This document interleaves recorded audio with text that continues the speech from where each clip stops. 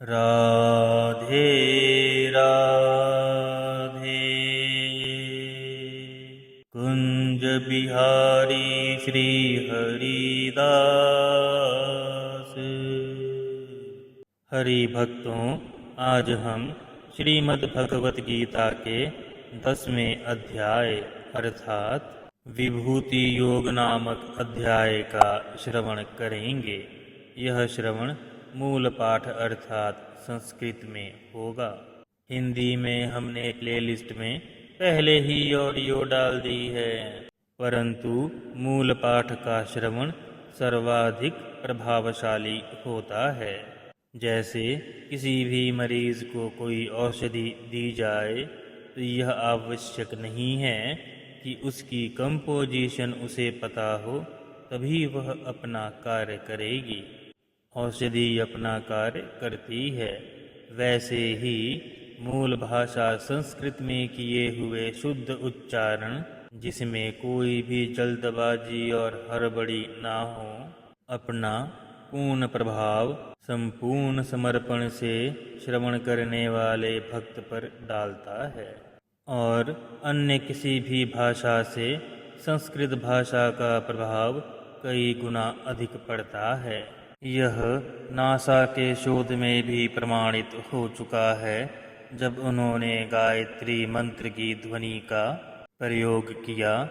संस्कृत भाषा का प्रभाव ब्रह्मांड और ब्रह्म की फ्रीक्वेंसी से मिल रहा था और इसका सभी भक्तों पर बड़ा ही सकारात्मक प्रभाव पड़ा, जबकि हिंदी एवं अन्य भाषाओं के रूपांतरण का प्रभाव बड़ा ही कम हो गया था। सारे मंत्र और स्तुतियाँ भी संस्कृत में ही होती हैं, तभी ये अपना उत्तम प्रभाव देती हैं। आइए भक्तों, अब श्रवण करते हैं। इससे पहले प्रार्थना है कि आप सब चैनल को सब्सक्राइब करके सनातन धर्म के लिए किए जा रहे हमारे प्रयास को, इस चैनल की रीचबिलिटी बढ़ाकर हमें कृतार्थ करें। राधे राधे। आइए अब श्रवण आरंभ करते हैं।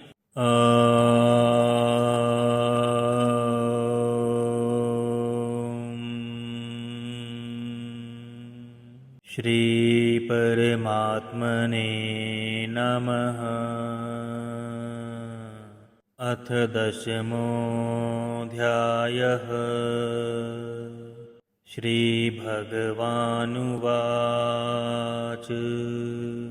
भूय एव महाबाहो शृणु मे परमं वचः, यत्तेऽहं प्रीयमाणाय वक्ष्यामि हितकाम्यया।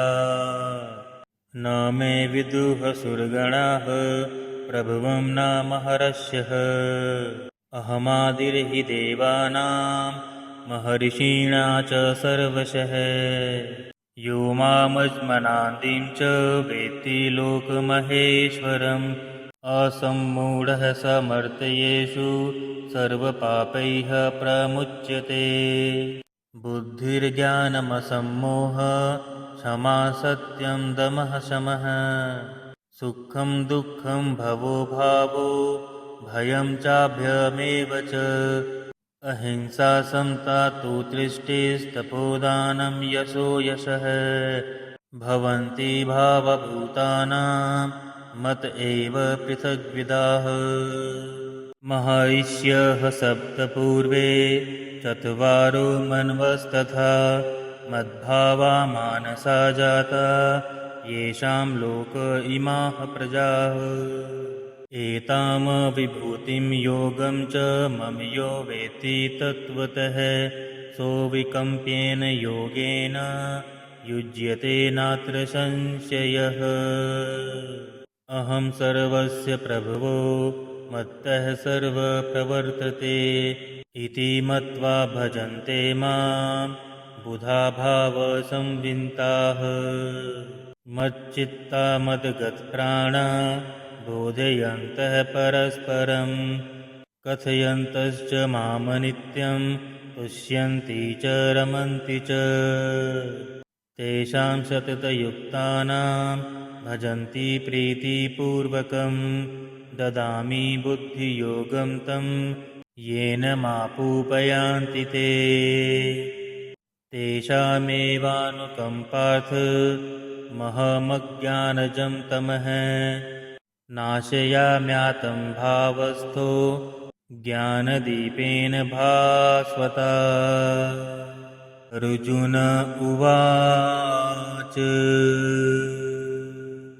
परं ब्रह्म परं धाम पवित्रं परं भगवान् पुरुषं शाश्वतं दिव्यमादिदेवमञ्जविभुम् आहुस्त्वामृषस्यः सर्वे दैवर्षिनारदस्तथा आसितो देवलो व्यासः स्वयं चैव ब्रवीषि मे सर्वमेतदृत्यं मन्ये यन्मां वदिषि केशव न हि ते भगवान् व्यक्तिं विदुर्देवानदानवाः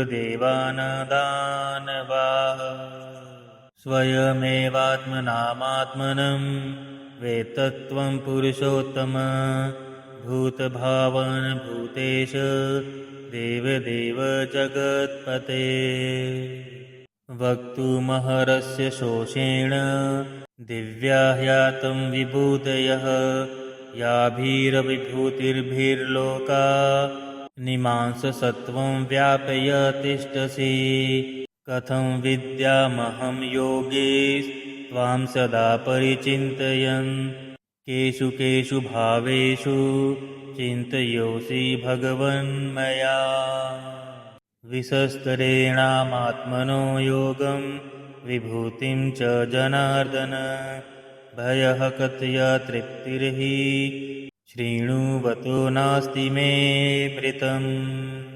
श्रीभगवानुवाच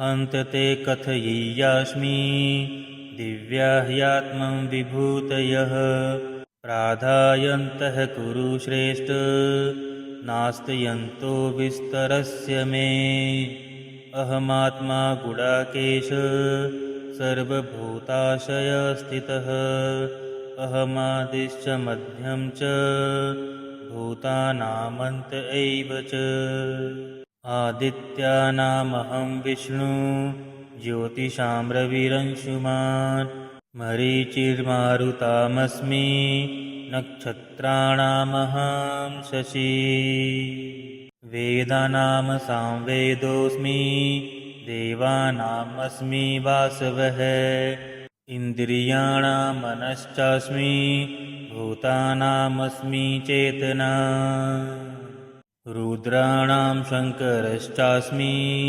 वेतेशो यक्षरक्षसां वसूनां पावकश्चास्मि मेरुः शिखरीणाहमहम् पुरुषोधसां च मुख्यं मां वृद्धि पार्थ बृहस्पतिं सेनानीनामहं स्कन्दः सरसामस्मि सागरः महर्षीणां भृगुरहं गिरामस्यमेकमक्षरम् यज्ञानां जपयज्ञोऽस्मि स्थावराणां हिमालयः अश्वत्थः सर्ववृक्षाणां देवर्षीणां च नारदः गन्धर्वाणां चित्ररथः सिद्धानां कपिलो मुनिः उच्चैः श्रवस्मश्वानां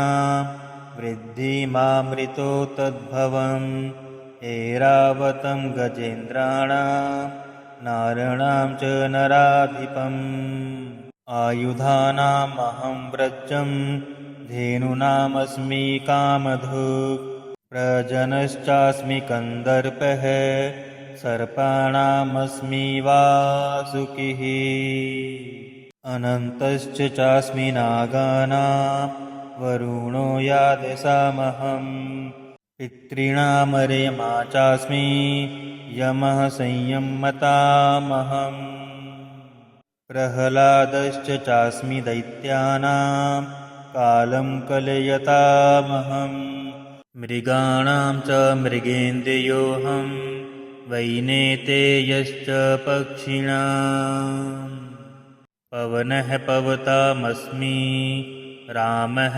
शस्त्रभृतामहम् झषाणानामकरश्चास्मि स्रोतस्सामस्मि जाह्नवी सागरनामादिरन्तश्च मध्यं चैवाहमर्जुन अध्यात्मं विद्याविद्यानां वादः प्रवददामहम् अक्षराणामकारोऽस्मि द्वन्द्वः समासिकस्य च अहमेवाशयः कालो धाताहं विश्वतो मुखः मृत्युः सर्वहरश्चाह मृदुभवश्च भविष्यताम् कीर्तिः शीर्वाक्च नारीणां समृतिर्मेधा धृतिः क्षमा बृहत्साम तथा सामनानं गायत्री छन्दसामहम् ऋतूनां कुसुमाकरः धूतं छलयतामस्मि तेजस्तेजस्विनामहं जयोऽस्मि व्यवसायोऽस्मि सत्त्वं सत्त्ववहामहम् वृष्णीनां वासुदेवोऽस्मि पाण्डवानां धनञ्जयः मुनीनामप्यहं व्यासः कवीनामुशना कविः दण्डो दमयतामस्मि नीतिस्रश्मि जिगीषतां मौनं चैवास्मि गुप्त्यनां ज्ञानं ज्ञानवतामहम् यच्चापि सर्वभूतानां बीजं तदहमर्जुन न तदस्ति विना यत् स्यात् मया भूतं चराचरम् नान्तोऽस्ति मम दिव्यानां विभूतीनां परन्तप एष तुच्छेषतः प्रोक्तो विभूतेरविस्तरो मया यद् यद् विभूतिमत्सत्त्वं श्रीमद्दुर्जितमेव वा तत्देवावगच्छ त्वं मम तेजोंश सम्भवम् अथवा बहुनैतेन किं ज्ञातेन तवार्जुन विषष्टभ्याहमिदं कृत्स्नं मेकांशेन स्थितो जगत्